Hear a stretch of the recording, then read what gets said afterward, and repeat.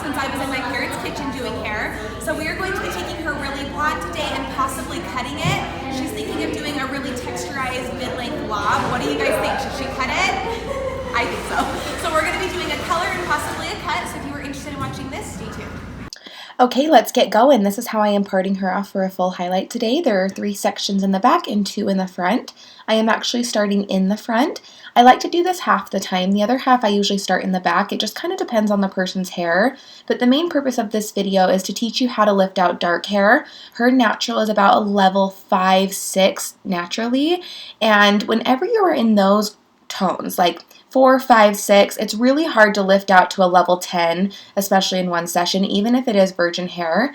So I always notice that she struggles a little bit in her virgin area just because her hair is so dark. So I always start in the front first just so that I can get maximum light and brightness in the front of the hair. And then when it's done, I just rinse it out and put it in Olaplex and then let the back finish up. But on a regular client, I usually start in the back first so that when that's done, I can tip them in the sink and rinse them out that way. But my tip for dark hair is to always start in the front because that's the area that your client sees and you want that to be the brightest. So for her, I am just doing a full head of baby lights, and when I say baby lights, I mean baby lights. They are very thin, very fine, and I have minimum subsections in between each foil, so that means not a ton of hair left out. This can be very time consuming and very hard and very long because it's very, very tedious, but it is so worth it in the end, especially if you have a client with really dark hair naturally and you're trying to get them as light as possible. Baby lights are definitely the way to go.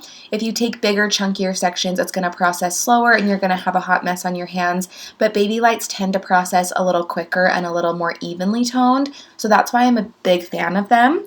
So I am just going up each side of her head like you saw me doing, and now I am doing some framing for her money pieces.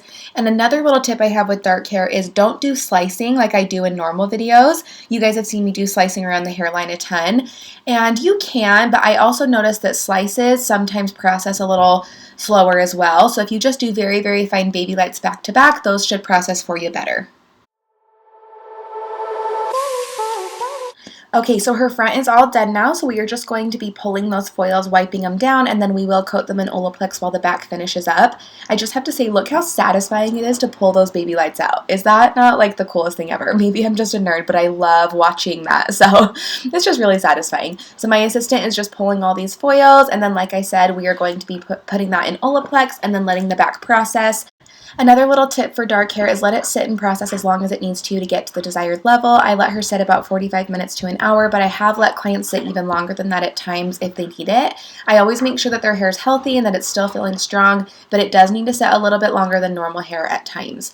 Now we are at the bowl and we are just tapping her out. I will put the formula that we used right here, and it looks amazing, and I'm so excited to get the toner on there.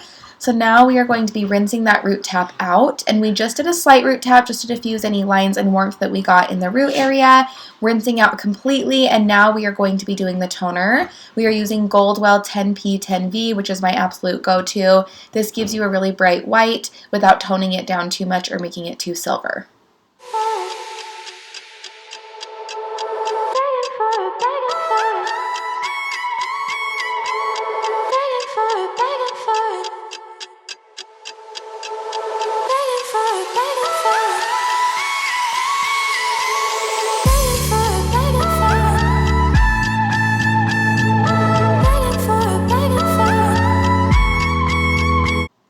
We are now back to the chair to blow dry. Look how beautiful this color is looking, especially those baby lights around the face. I love that so much. So this color turned out beautiful. We just wanted a bright white blonde, but also giving it some softness, especially near the root area, which is what that root tap did for us. And now we are going to be cutting her hair. I'm so excited. So I will be honest with you guys. Color and extensions is definitely my thing. Cutting is something that's definitely like third on my list. I learned it, I know how, but I'm not like specializing in cutting. So I gave you guys little inserts and little clips of how I did cut her hair. But my question for you is, do you have any artists here on YouTube that you love to go to for cutting tutorials, or do you know of any classes that I could go to as well? I really like the techniques I know, but I feel like I could do so much more, and I feel like I could learn more. So anyway, if you have any suggestions, please let me know. But for her, I cut a baseline, and then I'm just actually taking my texturizing shears and cutting layers into her hair with those. And then I'm also utilizing a lot of point cutting. We just want long layers towards the bottom, and so that's why I'm cutting this way. This is a technique I actually learned through Haircation, which is Habit Salon's online education group.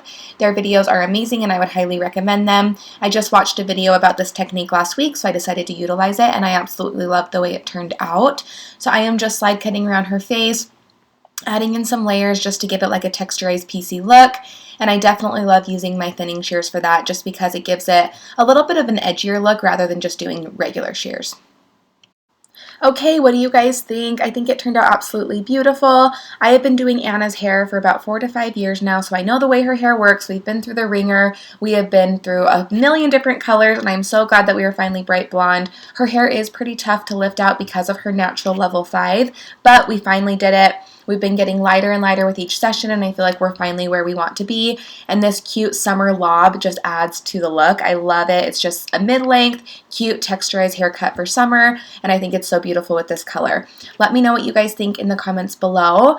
As you guys know, when you are lifting out dark hair, it can get really brassy near the root area. So I just wanted to show you in the root area especially, even if your client wants to be bright blonde to the root, tapping out the root is always really smart, and that's why we did the 7N7T, just to help it blend a little better.